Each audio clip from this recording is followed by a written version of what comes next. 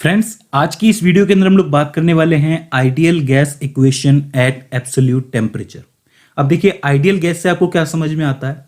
एक ऐसा मटेरियल या फिर एक ऐसी गैस जिसकी सारी की सारी वैलेंसीज पूरी हो, यानी कि वो किसी दूसरे एलिमेंट से जाके बॉन्ड ना बनाए, उसका अष्टक पूरा होता है, हिंदी में ऐसा कहते हैं, मतलब 8 इलेक्ट्रॉन पूरे होते हैं। इंग्लिश में मतलब सारी की सारी वैकेंसीज वैलेंसीज सब पूरी हो, ठीक है, तो वो होती है आइडियल गैस। अब हमें ये देखना है कि एक एब्सोल्यूट टेम्परेचर स्केल के ऊपर ये किस तरीके के चेंजेस दिखाती है प्रॉपर्टीज के अंदर, क्योंकि ये चैप्टर ही है थर्मल प्रॉपर्टीज ऑफ मैटर, ठीक है। तो हम लोगों ने सबसे पहले आइडियल गैस इसलिए चुना है कि सबसे पहले आइडियल मटेरियल चुनते हैं, फिर धीरे धीरे करके बाकी मटेरियल्स पे जाएंगे। तो इसके लिए क्या करेंगे हम लोग, चूंकि गैस आइडियल है तो एक आइडियल हाइपोथेटिकल सेटअप भी सेट करना पड़ेगा। तो उस सेटअप के अंदर आप लोग देख सकते हैं कि हमारे पास एक सिलेंडर है, ठीक है। उस सिलेंडर के अंदर एक मूवेबल पिस्टन लगा हुआ है जो कि ऊपर नीचे जा सकता है। उसको मूव करने के लिए नीचे यहाँ पर कुछ इस तरीके से एक हैंडल लगा हुआ है, अगर आप लोग उसको घुमाओगे, रोटेट करोगे तो ये ऊपर नीचे जा सकता है, ठीक है। इसी तरीके से इसके अंदर एक पंप फिट किया गया है जो कि प्रेशर को चेक कर सके। दूसरी तरफ इसके ऊपर एक पाइप अटैच किया गया है जो कि गैस पंप से ऐड है, मतलब गैस के सिलेंडर से ऐड है, दूसरा सिलेंडर है।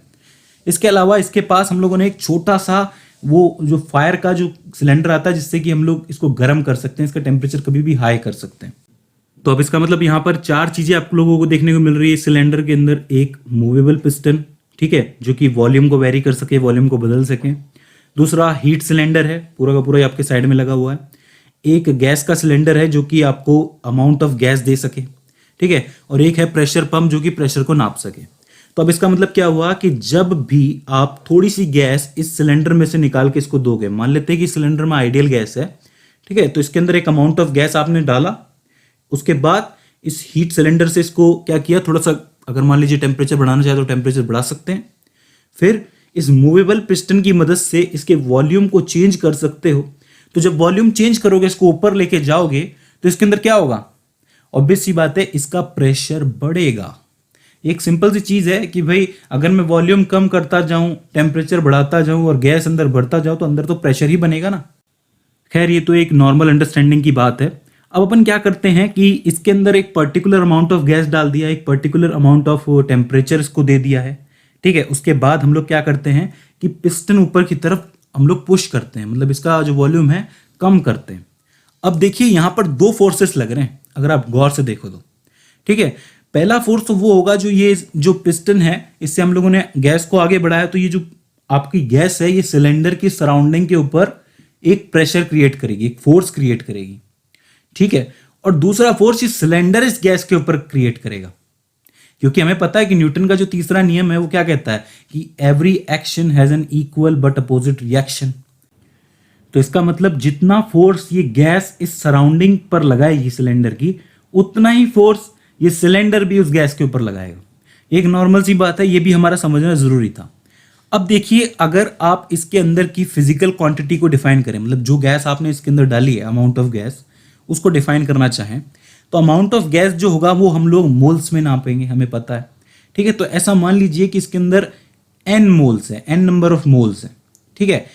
अब जब हम लोग मोलर हीट कैपेसिटी को कैलकुलेट करते हैं तो वहां हम कहते हैं कि 1 मोल गैस के अंदर m मास होता है, कैपिटल M होता है। तो इसके अंदर तो n मोल्स हैं, तो इसके अंदर टोटल मास कितना हुआ भाई, जितना भी अमाउंट ऑफ गैस हम लोगों ने इसके अंदर डाला है तो उसका कुछ ना कुछ मास तो होगा ना। तो इसका मतलब इस टोटल अमाउंट ऑफ गैस का जो मास होगा, m total is equals to में number of moles multiply by mass per mole, ठीक है। तो n मल्टीप्लाई बाय m, इसको m टोटल लिखा है मैंने, ये टोटल मास है, इसको याद रखना, ये बाद में काम आएगा। अब देखिए, इस सिलेंडर के अंदर गैस भर दी है, इसका एक पर्टिकुलर टेम्परेचर है। अब मैं पिस्टन को मूव कर रहा हूं तो इसके अंदर फोर्स लग रहा है, प्रेशर बन रहा है। तो इसके अंदर कुछ और रिजल्ट्स भी हैं जो हमें देखने को मिलते हैं, उन रिजल्ट्स की हम लोग बात कर लेते हैं। सबसे पहला रिजल्ट ये है कि जो वॉल्यूम है वो डायरेक्टली प्रोपोर्शनल होगा इस नंबर ऑफ मोल्स n के। भाई ये आपका एक सिलेंडर है, तो इसके अंदर आप एक सर्टेन लिमिट तक ही मोल्स भर सकते हो गैस के। मान लीजिए कि बहुत सारा मैंने इसके अंदर मोल्स भर दिए हैं, मोल्स बहुत सारे भर दिए हैं, तो एक टाइम के बाद क्या होगा कि जब बहुत ज़्यादा हो जाएंगे, लिमिट से ओवर हो जाएगा, तो ये जो पिस्टन है जो ऊपर की तरफ गया है ये अपने आप ही नीचे की तरफ सरकने लगेगा। भाई सिंपल सा अगर मैं आपको एग्जांपल दूं कि कोई व्यक्ति है, जिसके पास एक मीडियम साइज की टी शर्ट है, और वो जो टी शर्ट है वो व्यक्ति एक दूसरे व्यक्ति को दे देता है जिसको एक्स्ट्रा लार्ज साइज की टी शर्ट आती है। अब जैसे तैसे मान लो कैसे भी करके वो उस टी शर्ट के अंदर घुस जाए, मतलब पहन ले उसको और रोज पहने उसको कैसे भी करके, तो कुछ समय के बाद जब वो एक्स्ट्रा लार्ज पहनने वाला जो व्यक्ति है जब वापस करेगा, उसे टी शर्ट वापस करेगा, तो उसका साइज जो है वो मीडियम नहीं रहेगा, बढ़ चुका होगा। ऑब्वियस सी बात है। क्यों? क्योंकि वॉल्यूम तो बढ़ाएगी ना टी शर्ट। हालांकि ये पॉसिबल नहीं है, क्योंकि एक्स्ट्रा लार्ज पहनने वाला जब पहनेगा उसको तो एक दो दिन के अंदर ही वो फट जाएगी, वो एक अलग बात है। लेकिन थोड़ी देर के लिए सोच के देखिए कि वो थोड़ी सी स्ट्रेचेबल है, तो उसको पहनेगा तो क्या होगा, साइज अपने आप ही बढ़ जाएगा, मतलब वॉल्यूम बढ़ जाएगा। और ये किसकी वजह से हुआ? उस व्यक्ति के एक्स्ट्रा मास की वजह से। तो अब यहाँ पर भी सेम चीज होती है, जब नंबर ऑफ मोल्स बढ़ते हैं तो अपने आप वॉल्यूम बढ़ जाता है। ठीक है। अब यहाँ पे एक चीज ध्यान दीजिए कि उस समय प्रेशर कांस्टेंट रखना होता है और टेम्परेचर भी कांस्टेंट रखना होता है। इस चीज को थोड़ा ध्यान से समझिए कि आपके पास एक बॉक्स है, उस बॉक्स के अंदर नंबर ऑफ मोल्स बढ़ते जा रहे हैं, लेकिन एक फिक्स टाइम पे इसका प्रेशर मान लीजिए कि एक पर्टिकुलर प्रेशर था P। ठीक है। अब इसके अंदर मैं एक्स्ट्रा मोल्स डाल दूंगा तो प्रेशर तो बढ़ेगा ना। अगर वॉल्यूम चेंज नहीं हुआ तो प्रेशर तो बढ़ेगा। भाई बहुत सारे मोल्स डालते जाओ, उतना ही अगर आप इसका वॉल्यूम रखते हो तो अंदर प्रेशर बढ़ता जाएगा। लेकिन इस प्रेशर को अगर कांस्टेंट रखना है तो इस डब्बे की लंबाई चौड़ाई बढ़ानी पड़ेगी, इस बॉक्स का वॉल्यूम बढ़ाना पड़ेगा। ठीक है। तो इस लॉ को हम लोग आवोगाड्रो का लॉ भी कहते हैं कि जो वॉल्यूम है वो डायरेक्टली प्रोपोर्शनल होता है नंबर ऑफ मोल्स के। ठीक है। तो V प्रोपोर्शनल टू N, और कीपिंग ये जो प्रेशर है और टेम्परेचर है कांस्टेंट। तो ये हो जाती है पहली इक्वेशन। ओके, तो जो अगला ऑब्जर्वेशन हम लोग इसके अंदर करते हैं वो ये है कि जो वॉल्यूम होता है वो इनवर्सली प्रोपोर्शनल होता है एब्सोल्यूट प्रेशर के। इसको थोड़ा ध्यान से समझिए कि आपके पास एक बॉक्स है या सिलेंडर है, जो भी है, उसके अंदर नंबर ऑफ मोल्स हैं। ठीक है। अब नंबर ऑफ मोल्स बढ़ते जाएंगे तो अंदर प्रेशर बढ़ेगा। ठीक है। अब मान लीजिए कि मैं वॉल्यूम को उतना ही रख रहा हूं, वापस उसी चीज पे बात हो रही है कि वॉल्यूम को मैं उतना ही रख रहा हूं और नंबर ऑफ मोल्स बढ़ाता जा रहा हूं। ठीक है। और टेम्परेचर भी मेरे को उतना ही रखना है। ठीक है। तो यहां क्या बढ़ेगा? यहां प्रेशर बढ़ेगा। भाई जैसे प्रेशर कुकर की बात की थी हम लोगों ने, उसके अंदर क्या होता है, अगर उसके ऊपर सीटी ना लगाओ आप लोग, मतलब जो बचती है जिसके अंदर से काफी सारे गैस मॉलिक्यूल्स बाहर निकल जाते हैं, वाटर बाहर निकल जाती है, अगर वो सीटी नहीं लगाओगे तो उसके अंदर प्रेशर बढ़ता जाएगा और एक टाइम ऐसा आएगा जो आपका कुकर है वो ब्लास्ट हो जाएगा। ठीक है। तो इसका मतलब जो जितना कम वॉल्यूम होगा उतना ही ज्यादा प्रेशर होगा। ठीक है। और जितना ज्यादा वॉल्यूम होगा, जितना बड़ा वॉल्यूम है, उतना ही कम प्रेशर है।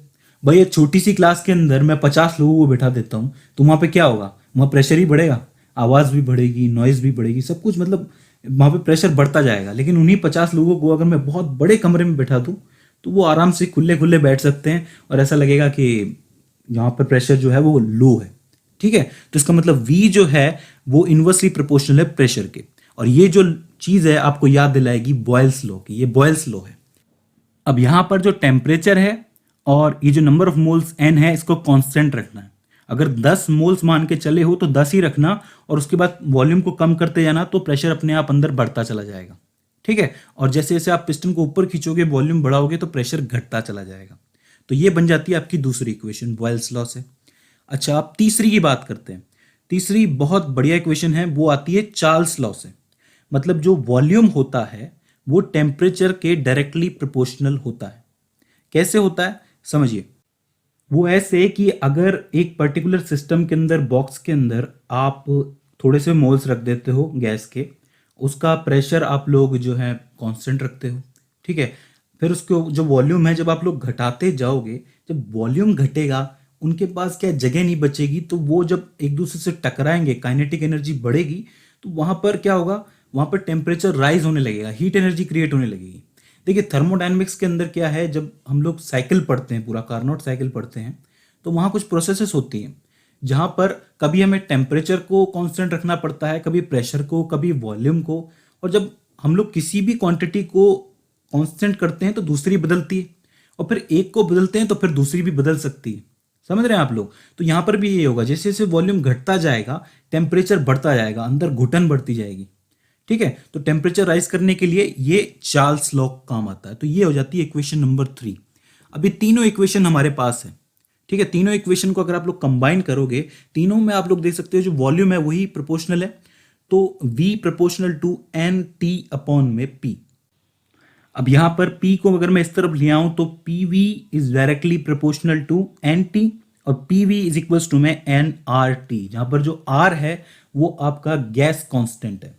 गैस कांस्टेंट जैसे कि स्प्रिंग के अंदर होता है स्प्रिंग कांस्टेंट। भाई स्प्रिंग को अगर आप लोग खींचते हो, एक फोर्स लगाते हो, तो एक अंदर का रेस्टोरिंग फोर्स उसको अपनी तरफ खींचता है, जहां पर स्प्रिंग का जो के होता है, जो स्प्रिंग कांस्टेंट होता है, वो बहुत बड़ी भूमिका निभाता है। तो यहां पर गैस का भी एक गैस कांस्टेंट होता है। ठीक है, तो PV इज इक्वल्स टू में nRT जो है वो आपकी हो गई आइडियल गैस इक्वेशन। अब बात करते हैं इस R के बारे में। ये R बहुत इंपॉर्टेंट है, समझने लायक चीज है। ये जो R है ये आप लोग सोचोगे कि हर गैस के लिए अलग अलग ही होगा। भाई ये गैस कांस्टेंट मान लीजिए कि आइडियल गैस मैंने उठाई है, तो आइडियल गैस के लिए अलग होगा, नाइट्रोजन, ऑक्सीजन, कार्बन डाइऑक्साइड, इन सब के लिए अलग होगा। लेकिन मैं आपको बता दूं कि ये जो है एक यूनिवर्सल कांस्टेंट है, यानी कि ये सबके लिए सेम रहता है। ठीक है, अब जो न्यूमेरिक वैल्यू है R की वो डिपेंड करती है प्रेशर P पे, वॉल्यूम V पे और टेम्परेचर T पे। ठीक है, अब देखिए समझिए, इसका जो SI यूनिट है, प्रेशर का SI यूनिट है, वो होता है पास्कल। पास्कल यानी कि force per unit area, force का न्यूटन, एरिया का मीटर स्क्वायर, तो न्यूटन अपॉन में मीटर स्क्वायर, यानी कि 1 पास्कल प्रेशर उसके ऊपर लग रहा है। यूनिट ऑफ वॉल्यूम क्या होता है SI में? मीटर का क्यूब। यूनिट ऑफ टेम्परेचर क्या होता है SI में? केल्विन। ठीक है, तो इसका मतलब जब आप लोग वैल्यू लिखोगे R की तो वो होगी 8.314472 जूल केल्विन पर मोल। ठीक है, या फिर अगर आप लोग इसको सिग्निफिकेंट फिगर्स के हिसाब से लिखते हो तो R इज इक्वल टू में 8.314 जूल पर मोल मल्टीप्लाई बाय केल्विन। अब इसकी इस यूनिट को बहुत ध्यान से समझिए, इसमें बहुत कुछ है। देखिए, जूल है वो एनर्जी होती है। ठीक है, जूल एनर्जी होती है, तो प्रेशर को वॉल्यूम से जब आप लोग मल्टीप्लाई करोगे तो एनर्जी निकल के आएगी। समझ रहे हैं आप लोग? ठीक है, अब जूल अपॉन में मोल है, यानी कि एनर्जी पर मोल। ठीक है, और मल्टीप्लाई बाय में केल्विन है, यानी कि एनर्जी पर मोल यूनिट ऑफ एब्सोल्यूट टेम्परेचर। भाई मेरे कहने का मतलब यह है कि जब भी किसी सिलेंडर या फिर किसी सिस्टम में आइडियल गैस भरी हुई है, उस आइडियल गैस के पर मोल के ऊपर एक पर्टिकुलर टेम्परेचर के पर एक पर्टिकुलर एनर्जी काम करेगी, उसको आप लोग गैस कांस्टेंट कहते हो। अब मेरी बात समझिए कि मैं बहुत आपको इजीली समझाने की कोशिश करता हूं कि आपके पास एक सिस्टम है, उस सिस्टम के अंदर आपने क्या किया है, बहुत सारी आइडियल गैस भर दी है। ठीक है, उसके ऊपर आप लोगों ने अप्लाई कर दिया प्रेशर। ठीक है, सारी की सारी आपने ये इक्वेशन अप्लाई कर दी, मतलब ये जो आपके सामने आइडियल गैस इक्वेशन है। तो इसके पर्टिकुलर मोल पर जो एनर्जी अप्लाई होगी एक पर्टिकुलर टेम्परेचर के पर, मान लीजिए कि 17 केल्विन टेम्परेचर है। ठीक है, इस पर्टिकुलर टेम्परेचर के ऊपर कुछ जूल एनर्जी इस मोल पर अप्लाई होगी और वो होगी गैस कांस्टेंट की वैल्यू। इसका एक न्यूमेरिकल वे भी है इसको सॉल्व करने का, लेकिन इसकी यूनिट हमें बताती है कि जब भी आप टेम्परेचर बढ़ाते हो, हीट देते हो इस ऐसी गैस को, तो उसके मोल के साथ क्या होता है, उसमें एक एनर्जी चेंज आता है। अब एनर्जी मिली है तो क्या करेगा, सबसे पहला काम मोशन करेगा। मोशन करेगा, जा जा करके टकराएगा दूसरे पार्टिकल से, दूसरे पार्टिकल से टकराया तो उसकी जो हीट एनर्जी है वो टेम्परेचर के रूप में हमें राइज होती हुई नजर आती है। ठीक है, तो ये काम होता है R का, अगर आप लोग देख पा रहे हो तो। ठीक है, क्योंकि ये यूनिवर्सल है। बात करें PV बराबर nRT की, तो साफ साफ दिख रहा है यहाँ पर P यानी कि प्रेशर है, V यानी कि वॉल्यूम है। ठीक है, N नंबर ऑफ मोल्स है, R जो है वो गैस कॉन्स्टेंट अभी बता दिया, और टेम्परेचर। अगर आप लोग टेम्परेचर को कांस्टेंट रखते हो, नंबर ऑफ मोल को कांस्टेंट रखते हो, R तो पहले से ही कांस्टेंट है, तो PV इज इक्वल्स टू में कांस्टेंट निकल के आ सकता है। यानी कि उस गैस के प्रेशर और वॉल्यूम को जब आप मल्टीप्लाई करोगे तो एक कांस्टेंट रिजल्ट निकलेगा। मतलब ये हुआ कि आप बता सकते हो कि आगे चल के इस गैस का रिजल्ट क्या होने वाला है, प्रिडिक्टेबिलिटी कर सकते हो इस इक्वेशन की मदद से। लेकिन ये कब होगा, जब आपके पास आइडियल गैस होगी, जो कि बहुत मुश्किल काम है, क्योंकि हमें पता है कि आइडियल गैस इतनी आसानी से हम लोगों को मिलती नहीं है। लेकिन ठीक है, लेकिन ये चूंकि एक आइडियल गैस है तो इसको फॉलो करते करते हम लोग 100% इफिशिएंसी तो नहीं, लेकिन 90% इफिशिएंसी का कोई भी इक्विपमेंट बना सकते हैं। ठीक है, तो ये हो जाती है ideal gas equation. I hope आपको समझ में आया होगा कि जब भी किसी गैस को या फिर मैटर को एनर्जी मिलती है तो उसके साथ अंदर होता क्या है। ठीक है, अब इसके अंदर इसके बाद भी आपको कोई क्वेरी आ रही है, कोई सवाल आ रहा है आपके मन में, या फिर हमसे कोई गलती होती हुई नजर आ रही है आपको, तो प्लीज आप हमें कमेंट सेक्शन के जरिए बताइए। सो फ्रेंड्स, आज की इस वीडियो के अंदर बस इतना ही। See you in the next one.